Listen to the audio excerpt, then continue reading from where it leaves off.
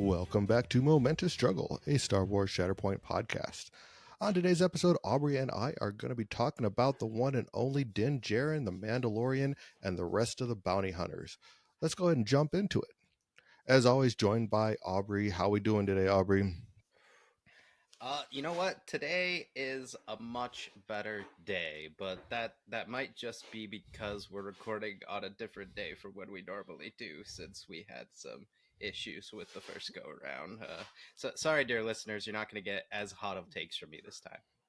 No, yeah, unfortunately, I'm not going to catch you in a mistake this time like we did before, but we'll get to that one. So, but no, it's good times, good times. So yeah, no, we're recording a little bit late just because of some technical issues, and we'll get there as we get there and everything along those lines. But no, glad that we're back. So yeah, let's talk about games. I think the only game that we didn't talk about our league game that we had because we recorded right before you ran off to your league to do league games.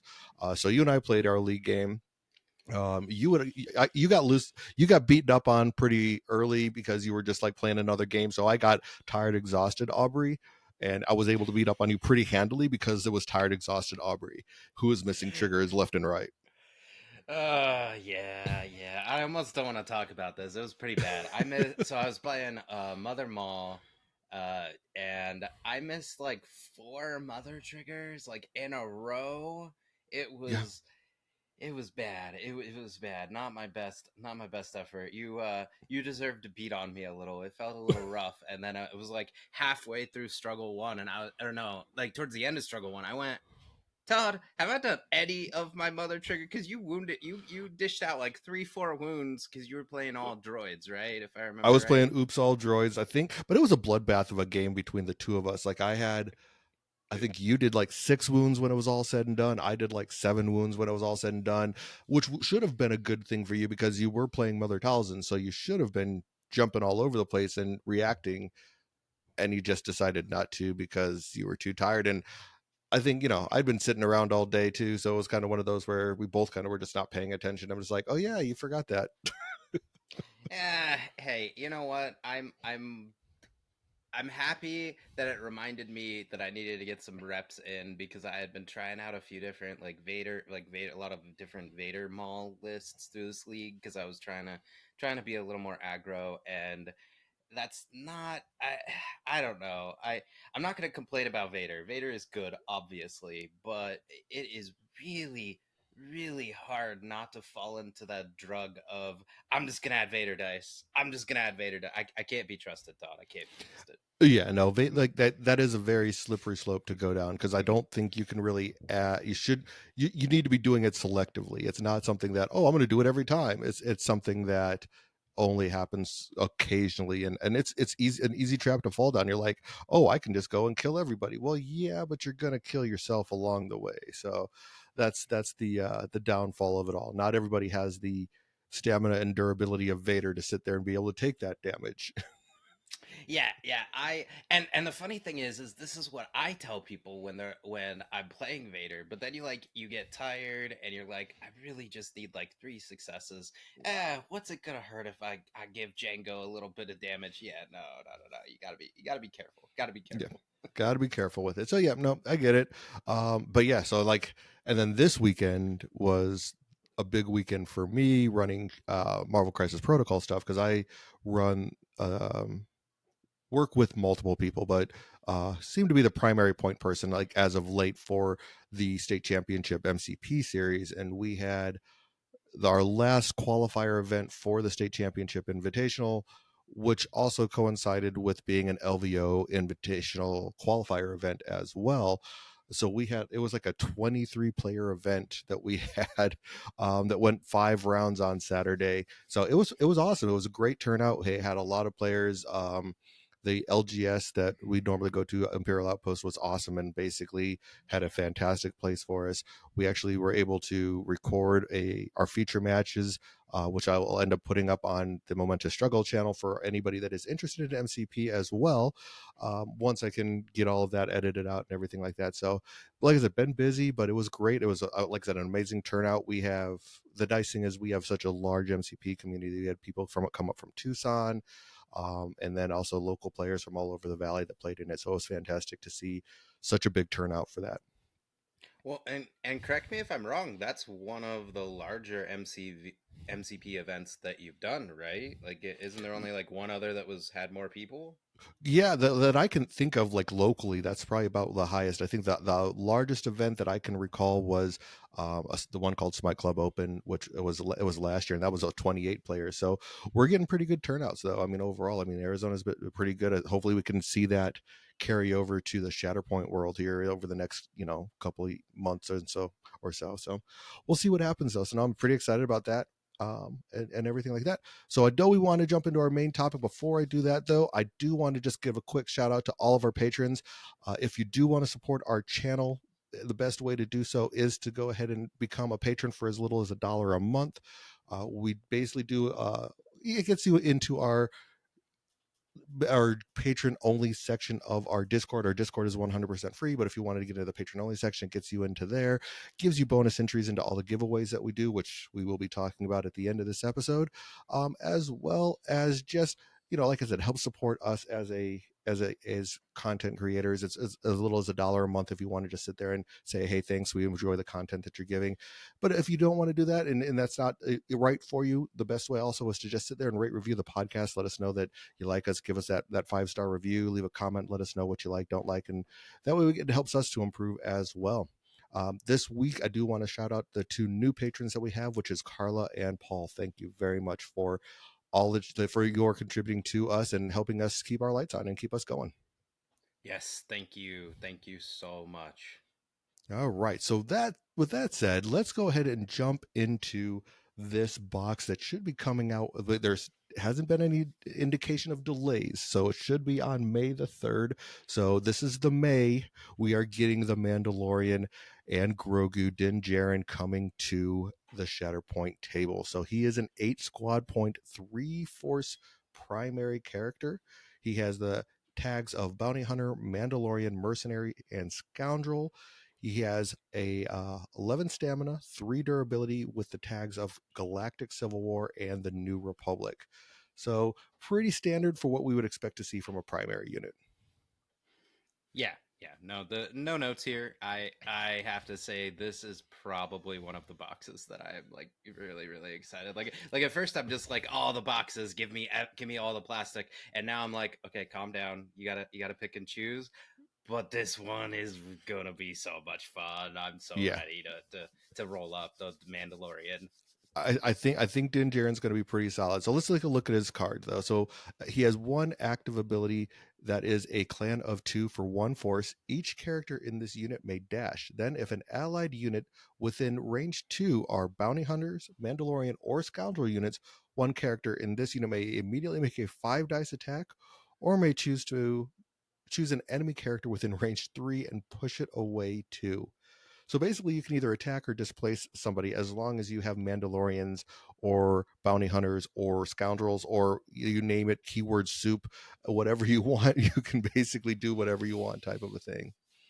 This ability is insane, Todd. It's insane because again, remember all allied units within 2, so all you have to do is just keep him essentially out of engagement of your other units that don't hit these tags, which is going to be pretty easy, especially in the early stages of the game. Mhm. And then like if this was just the dash and 5 dice attack for 1 force, we would already be happy.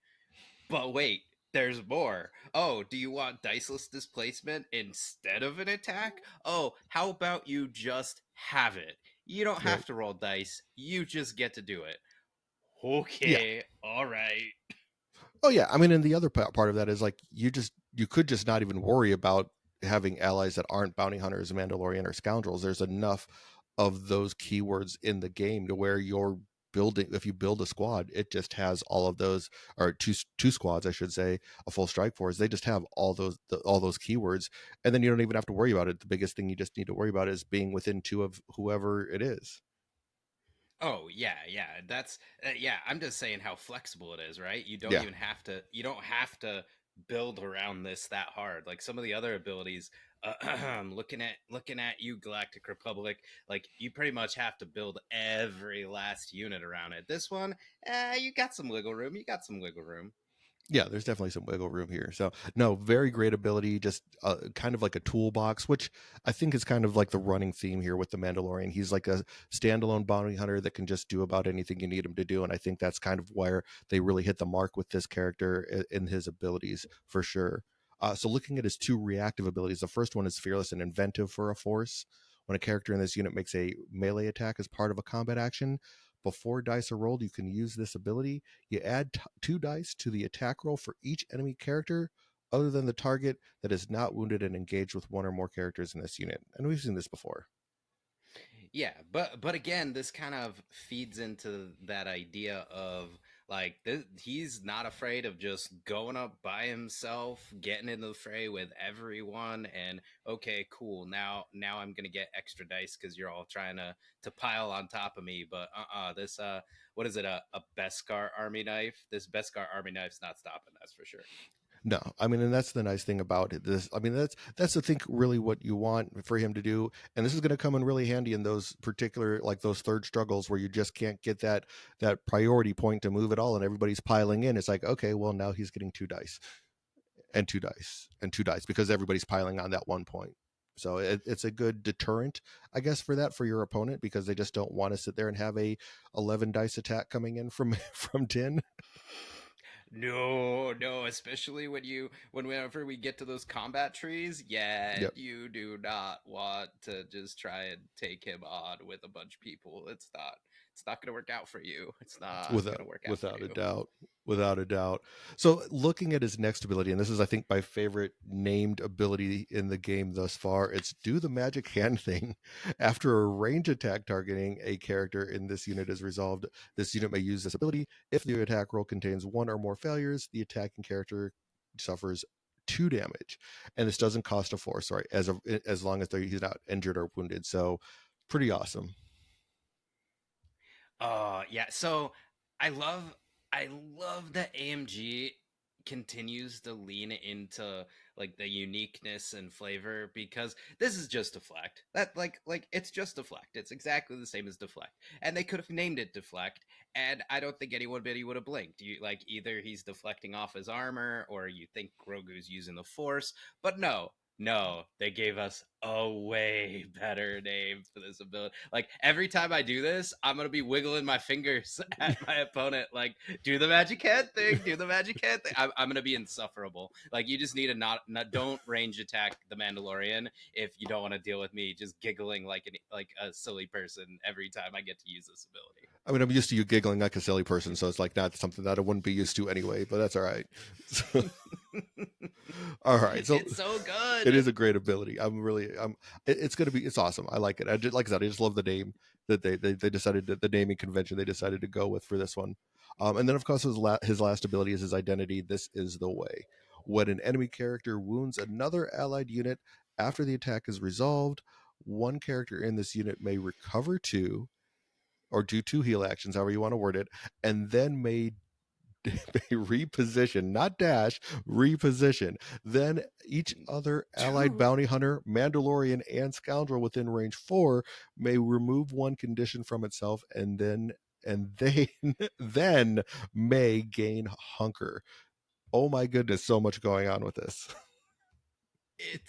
like just just again it's like they give us an ability and I already would have been happy with the first half. Just anytime an enemy character wounds another allied unit, so again, clarify, not him, someone else on your squad, but the double heal and reposition, like that's insane. That's like you are gonna be constantly, your opponent's gonna be like, all right, wait, where's the Mandalorian? Where, before they can ever attack, they're like, wait, where is he? Because I don't want to wound your guy thinking I'm taking the point. And now, oh, there he is. Nope, just kidding. That's not going to happen because a reposition is so much. But then, but then there's more. Like everybody within range 4 can remove a condition. Oh, I mean, with the right tags, but remove a condition and get a hunker. Like, ooh, okay, Yeah, all right. really solid. really solid. So yeah, I'm excited. It's like it's I see, and especially with like the Mandalorian box, the other Mandalorian box coming out later this year. You have you have Han coming out, who's going to be a scoundrel. We have bounty hunters already out there with Cad Bane. Uh, so there's just Bad tons. Batch, Bad Bad Batch is going to be Batch. scoundrel. So this is, I think, I think the Mandalorian is going to see a lot of play here in the this coming year with all of the things that are coming out and just how solid this unit seems to be. Well, and I just love the fact that it like you always wonder when like there's clearly a main character, but then they've like kind of sort of staple on a second character, and you're like, okay, how are they gonna show the flavor of this? But like you have the healing, which is clearly coming from baby Grogu, and then you have the force, like a mini force push, I guess is what we would call it. Like you have like a mini force push, and then like they do the magic hand thing, and I'm like, oh, they're like little baby Yoda's doing his thing. Yeah, hey, I don't care, buddy. I know his name's Grogu. I'm gonna call him Baby Yoda forever. It's fine. It's fine. Like it's great, Yep. and that's not even talking about the rest of the abilities. Right. Right. Yeah. It's a solid card. So it'll be interesting to see him on the board. But let's talk about the stance card here. So he's got two sides, like most primaries do. And I love the naming conventions that they used for this one. On the front side, it's Yeah. bring you in warm. Basically, it's a five die or five range attack, and then melee. 6 dice for range, 7 for melee, 6 dice across the board for defensive dice. He has a modified IB-94 blaster rifle on his expertise chart. 1 to 2 is going to get you a strike. 3 gets you a crit and a strike. 4 gets you a crit and 2 strikes. That's 4 plus. And then martial prowess for his melee attack. 1 to 2 gets you a crit, 3 gets you a crit and a strike, and 4 plus gets you 2 crits and a strike. This is basically kind of his melee side. The nice thing looking at his chart, or his tree, I should say, it's just 3 straight across. There's no movement on the first 3 steps, and it does have a shove on the first and third one. So this is where you're really going to be getting your shoves at when you're in melee. I think you're going to probably be on the other side when you start the game. I think that's more of the killy side. But if you do get into a melee situation, I think this is kind of where you're going to want to be. Yeah, yeah, it's very straightforward. I mean, I like this side a lot. It's a shove and then some damage and another shove, and then yeah, you're probably not getting to the later thing, but there's technically a pin in there too, so we can do our shove and pin that we like to do. But I mean, either way, this is a phenomenal side. Like I feel like you probably like if you're just hunting for shoves, there's a chance you even use this from a ranged side, even though this is technically his melee side. But no notes. This is a really solid It tree. is really solid. And looking at his expertise that he has for defense, it's the same on both sides of his card. One is going to get you a block and then reducing a crit to a strike.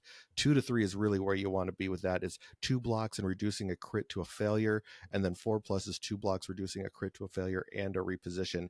This guy's got a lot of movement. Right, right. I mean, I get it. I get that he gets his jetpack, and I love that that's even part of the story too, right? He's like, oh man, I gotta get me one of those. Like, I love seeing him upgrade his kit Mhm. over the course of the show. But like, look at this thing. Like your opponent. This is yet another primary that you're like, do I even want to attack you? Like, because if I attack, like any attack is horrible because okay, I attack him, he has a reposition on his expertise. Right. I attack somebody else and wound him, he's still repositioning. Like just leave me alone, Mando. Yeah. Stay over there. Exactly. And then the other side of his card, though, is called Bring You In Cold, which again, I just love it. He can bring you in warm or he can bring you in cold. The cool thing about this one is his range attack is range 5 on this side, and it has 7 dice versus his melee is got 6 dice and still 6 across the board for his defensive dice. He has the ambient sniper rifle for his attack on this one. 1 is going to get you a damage. 2 to 3 gets you, or I should say a damage. 1 is going to get you a strike. 2 to 3 gets you 2 crits. 4 plus just does 5 damage though.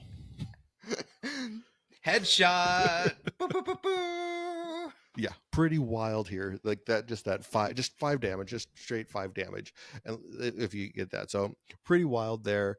His martial prowess does one does a strike, 2 to 3 does a crit and a strike, and then 4+ is a strike, a crit and two strikes. So again, pretty average. This is pretty. You're pretty much going to be doing some range stuff with this one, and even if you just get those two crits, I mean that's pretty solid there because two crits is going to get you 3 damage and a shove, if that's all that you get in the entire thing. So, but this Oh, tree is wild. Like after you get to the fourth step, just to like I know it's going to be hard to explain, but this one is a wild looking tree.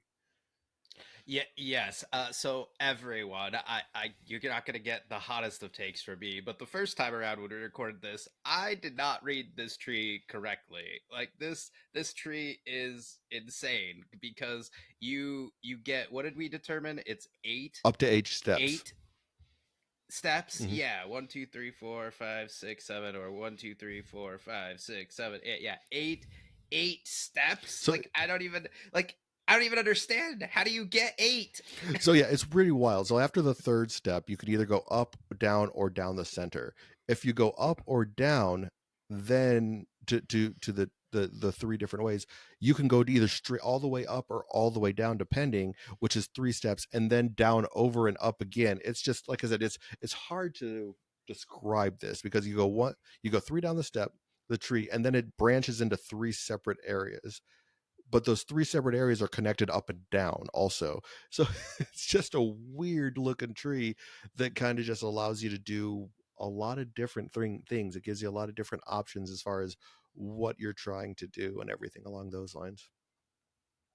Yeah, no, but I feel like this is the side where you're almost assuredly hunting for that headshot. Like this is because like the other side he only has range 4, but on this side he's got range 5. So this is like so for some reason, like maybe you got your Mando late in the game and you're not trying to like push him up for some reason. Like he's still a beast. Like this side is kind of terrifying because you don't know what's going to happen. Are you just going to take a huge chunk of damage? Is he going to fly around the room? Is he going to give you some strain and expose? Like I don't, the first few times if I get a lot of successes in this side, I'm going to be like, "Okay, hang on while I figure this out.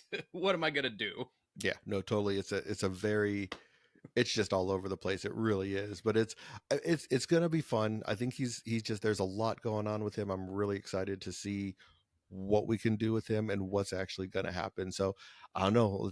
Let's buckle up. I can't wait for the third and see what we have going on with him. So it's exciting. It's exciting. Well, let's go ahead and look at the next character, and that is Grief Karga. So he is a 3 point cost, zero force secondary unit with 8 stamina, 2 durability. So he's a small. He's not that strong. He's only 3 point cost, as far as like that is concerned, and he really is kind of a support piece, and we'll get into that with as we go through his ability. So looking at his first active ability, it says some of my favorite people are bounty hunters, and this is one force. Each allied bounty hunter character within range 4 may heal or recover, however you want to say it, and then may dash. Right off the bat, this says support unit. Yeah, yeah. But again, it's each allied bounty hunter character within 4. Mhm. Like that is like separatist levels of insanity. Like you're dashing up, like depending on how you do placement at the begin, you're making, you're gonna want to pay attention to deployment with this guy, and then later in the game, like, whoa, like because you already want to kind of keep your bounty hunters and everybody together for Din's, what Din has going on, and now you lean into it even further with Grief. Like I don't know. I feel like everybody's gonna be trying to pin these people, like pins for days, pin, because otherwise you have no idea where they're gonna end up. Yeah, it is very much so. I mean, but the other thing is they can just remove the pin by grief activating and paying a force. Oh, I'm going to move everybody. Okay, that removed the pin. It's like, Right, right. The pin doesn't even help. Like you've got to go to like condition city and like put everything on because whew, yeah, you're right. You just heal and then move. Right. Like whew, Right. So it's whew. pretty wild. So he has one reactive ability called Close the Deal. Again, this costs one force. When an opposing player chooses to activate a unit from reserve, this unit may use this ability. Choose an allied bounty hunter character. The chosen character may immediately dash, then may make a 5 dice attack targeting a character in the unit that was chosen to activate. More out of activation movement and attacks. Yeah, again, I mean, this is one of those, and I do like that we have abilities like this. Like this isn't going to happen all the time. You're not doing this all the time. It has a bunch of qualifiers, if you'll say, to it. But this is another one of those you're going to chase the high because like the one time that you pull this off and it does like the Django effect of like ending somebody's activation, which again is not going to happen very often. But when it does, you're going to be like, I want to do it again Yeah. and again and again. Yeah. And the nice thing is this is global. So basically any bounty hunter can do this as long as and basically you're just looking at, okay, I'm going to make a 5 dice attack. I mean, having Din do this from anywhere on the board, move somewhere, and if he's on his range side, he has a range 5 attack, so he can just dash and make a range 5 attack for 5 dice. That's pretty darn good.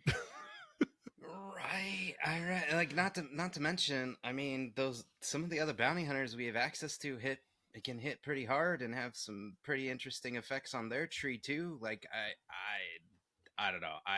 I know some people have been kind of down on Grief because he's maybe not as strong himself in his activation, but he's definitely, as you described him, he is a support piece in the sense that he makes the rest of your squad so much better. Yeah, I mean he really does a lot of good things for bounty hunters. I mean, just in those first two abilities. I mean, we haven't got into his other two innate abilities. So he has, like, looking at the first innate ability that he has, that is, there is one job.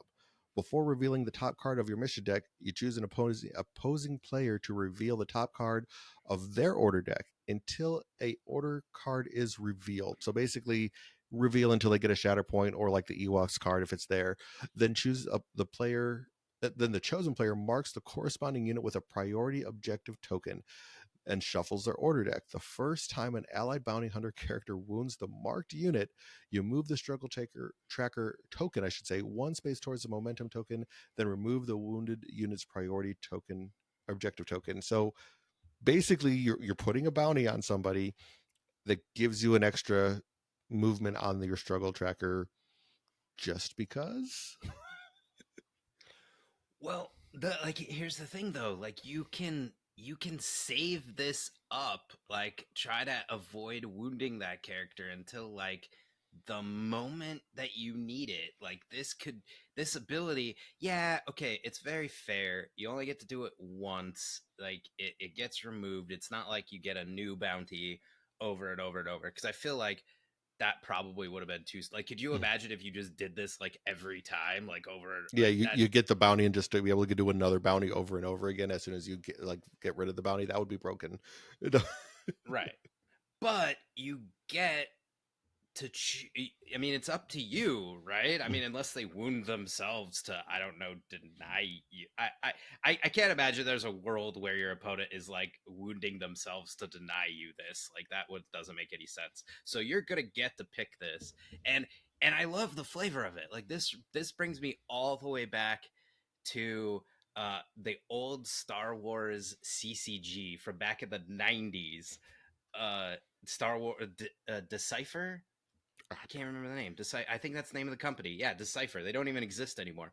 They had a whole thing where your whole objective for the whole game was to stick somebody in carbonite and take them from Cloud City to Jabba's palace, and like that was your whole goal. Like that was your whole strategy of your deck, and it was goofy and fun, but you got to like live out the bounty hunter. Like I brought in my target, did the thing, and now I get to do it again. It's great. Yeah, I mean it's interesting. I like it. I mean it's a flavorful. I think it's you're not going to be using this ability very often, like in competitive play. But for kitchen table or just your game night at the store or what have you, I think it's a fun little added bonus to playing Grief for sure. And then his last innate ability is called Wolves at My Back. When determining control of an active objective that a character in this unit is contesting, if there is a tie, this unit's controlling player takes control of the objective. So it's basically just inquisitorial mandate on a bounty hunter. Yep. Yep, that's it. Yep. I actually, so I have a question I did not ask the first time around, Sod. And I know we haven't talked about the supporting unit in this box yet, but it almost feels like to me like these got switched at some point. Like because Grief very much feels like a supporting unit, and when we get to IG-11 in a minute, IG-11 kind of feels like a secondary. I wonder. I don't know. This is wild speculation. It's not like I have secret knowledge. It just that's that's almost how it's feeling here. But I don't know. What do you think? I mean, it kind of feels that way. I mean, but at the same time, it's Grief feels pretty flavorful. I mean, like he doesn't do a lot. He was all like, look at him in season one. Like, other than the end of season one of The Mandalorian, he really was just the guy that had the jobs that people got.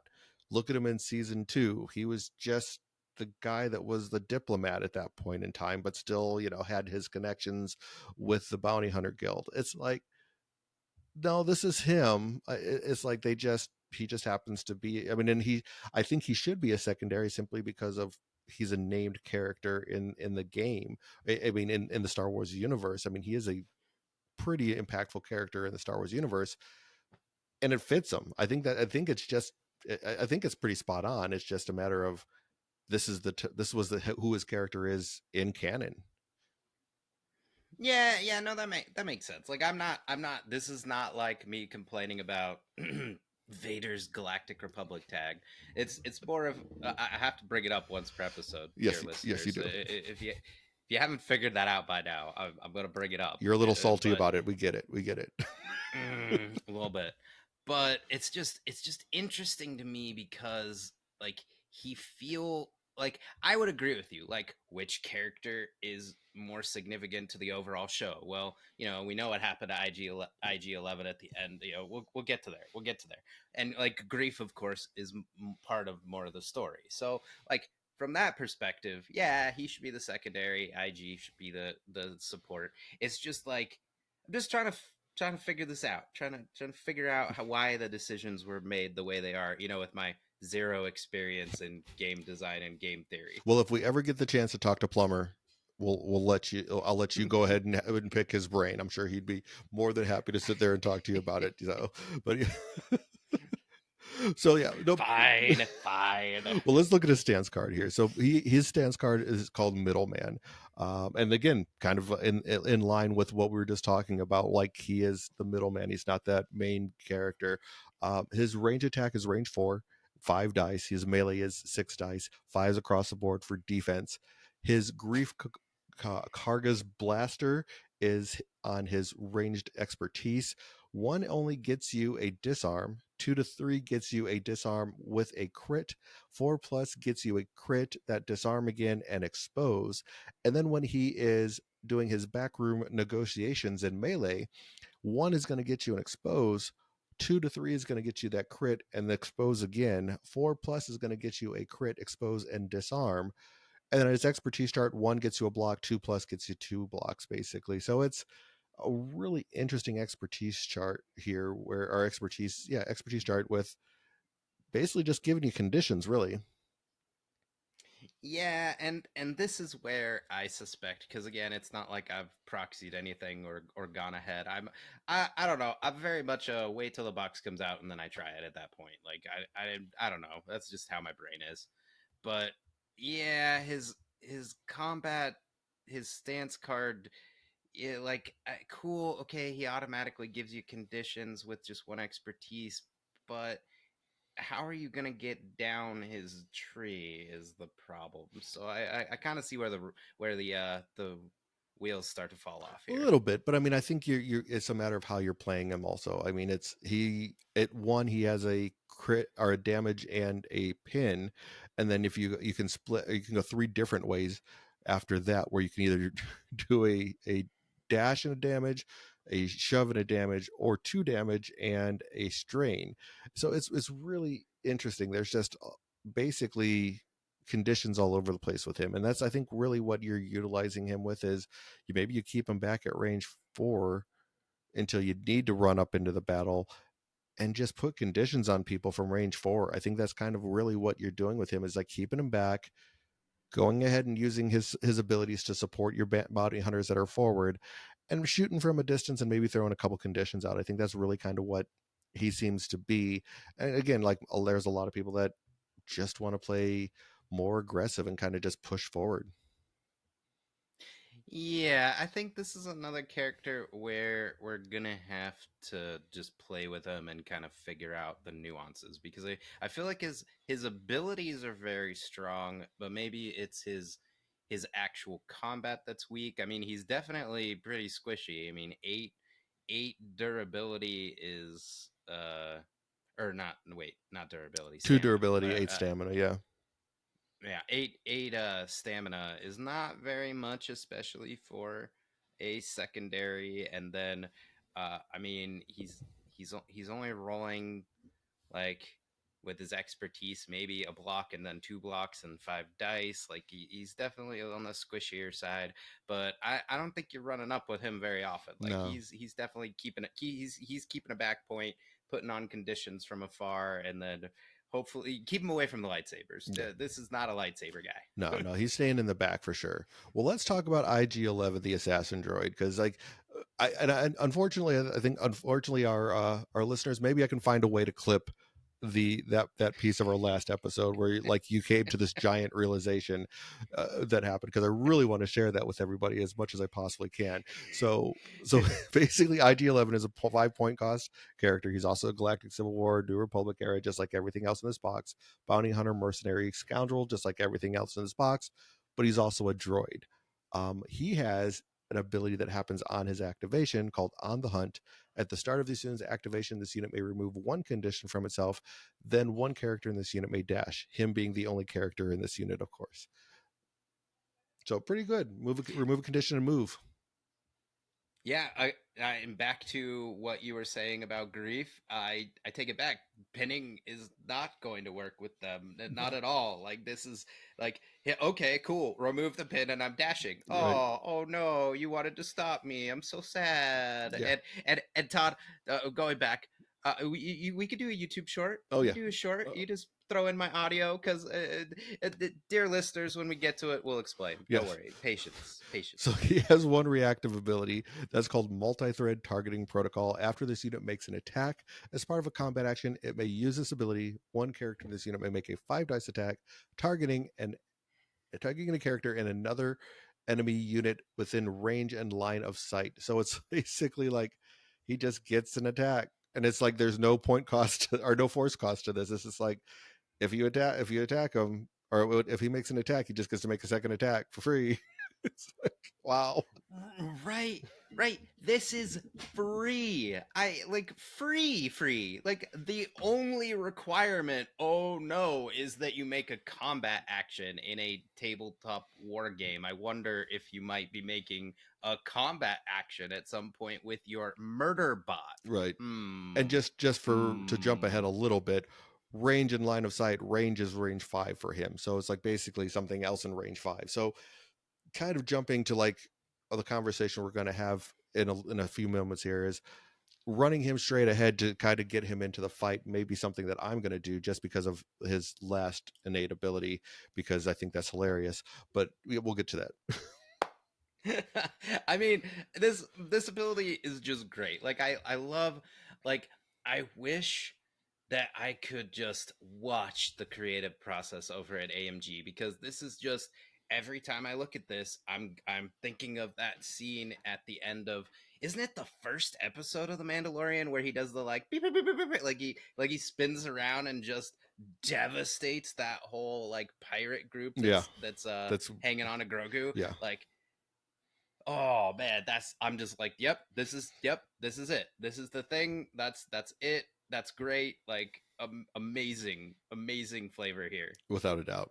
All right, so his first innate ability is called Are You Refusing My Request? Each time a character in this unit makes an attack targeting enemy character that is contesting an active objective that you do not control, it may add 3 dice to its attack roll. If it does, the defending character is not wounded by this attack, you lose a momentum. So this is pretty high risk, high reward type of a thing. Basically, it's add 3 dice, but it is a May ability. You don't have to add the dice, but if you do and you don't wound them, you're moving backwards a little bit. But you're adding 3 dice to try and kill something and jumping ahead a little bit. He doesn't do a lot of damage. So it's like it's really kind of risky to do this because he's really only doing at most probably about 7 damage, maybe 8. So it's one of those where you're probably not going to want to do this all the time. Yeah, to go back to that conversation about Aubrey learning how to play Vader. This is another one of those abilities you need to be really careful because losing a momentum is huge. Like that's the weird thing is like you kind of only want to attack a softened up target if you're gonna try and use this ability. But at that point, and I think I'm stealing this from you from the first go around, but like, do you need the extra dice at that point? Yeah, Yeah, I'm pretty sure you said that on the last one. That's funny. I'm just stealing stuff from you, Todd. It's fine. that's all It's right. fine. I'll allow it. So then let's look at his last ability because this is the one where that really just threw Aubrey completely off. It's called Victory Through Combat is Impossible. Ooh. While this unit is wounded, each time an opposing character gains a moment or opposing player gains momentum, if there are more enemy characters than allied characters within range 3, you roll 1 dice for each wounded and injured token this unit has. And then here's the key part: you just do it, Aubrey. It's not a May ability. Like Aubrey discovered originally, just when we were reading this card last time, that this is not a May ability and you have to do it every time. So if the roll contains a failure, each character in this unit may dash, that each character within range 3 of this character suffers 5 damage. After the effect is resolved, the unit is defeated. So basically, once this guy gets 1 wound on him, he might just die, which is hilarious. No, no. I had to wait, dear listeners, through that whole reading while I was disparaged by Todd. Oh man, I'm pulling out librarian words, despite being a librarian who apparently can't read. There's no May on this. That means that every turn that he is wounded, this could just happen. Yes, yes, Aubrey. That is what happens. It just That's happens. that's okay. Again, I wish I had a recording of the creative process that went into making this box because this is literally giving me the feeling of don't self-destruct. No, don't self-destruct. Like the whole Mando going, Right, don't self-destruct. right. I mean, that's but going to be you rolling the I dice. You're going to be yelling, "No, no, no! Don't just self-destruct!" as you roll the dice. I can see it happening right now.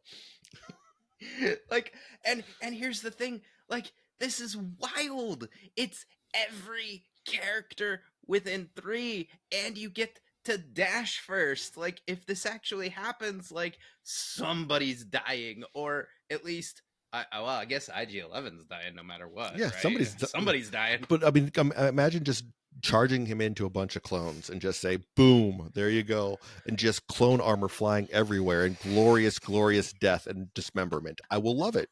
It's going to be fantastic. I just I can't get over this because like we've all been in those situations in like struggles 2 and 3, and especially when you're like neck deep into struggle 3 and like you've been rolling the same priority objective over and over, and so like of course it's the bonus point, so you start getting this quagmire because instead of moving to any of the other points, of course it's the failure again or it's the shield again, and you're like, okay, I gotta attack that. And then IG-11 rolls up and he's like, bye Yeah, it's everyone. going to be great. It's going to be amazing. I can't wait for it. Just throw him in there and just say, "Yeah, suicide bomber. He's going to go kamikaze on you. It's going to be fantastic." So I'm loving it. All right, so It's not a May. it's not a It's May. not a No, May. it just happens, Aubrey. It's not a May. I just assumed it was a May, I guess. I was like, well, this must be a May. Why would you just have this happen maybe all the time? because it's more fun. It's because definitely. I see you, I AMG. think I think it's I think it's more fun for sure. All right, well let's look at his stance card. This one's called Bondsman Guild Protocol. He has a range 5 range attack, and of course his melee. Both are 7 dice, which is fantastic. I mean, this guy's just a murder bot, which we would expect being a IG-11 assassin droid. 6 dice at range, 5 at melee for his defensive dice. He has an E11 medium blaster rifle for his expertise chart. 1 to 2 gets him a crit, 3 gets him a crit and a strike, 4+ gets him 2 crits and a damage, and then just a regular strike for his expertise on his melee side. 1 to 2 is a strike and a damage, and then 3+ is a crit and a damage. Then his survival directive for his defensive expertise is 1 gets you a block, 2 to 3 gets you 2 blocks and a reposition, which is really nice. And then 4+ is 3 blocks and a reposition. So overall, looking at his tree and his card here, he really just wants to be at range until that last minute when he just runs forward and blows up.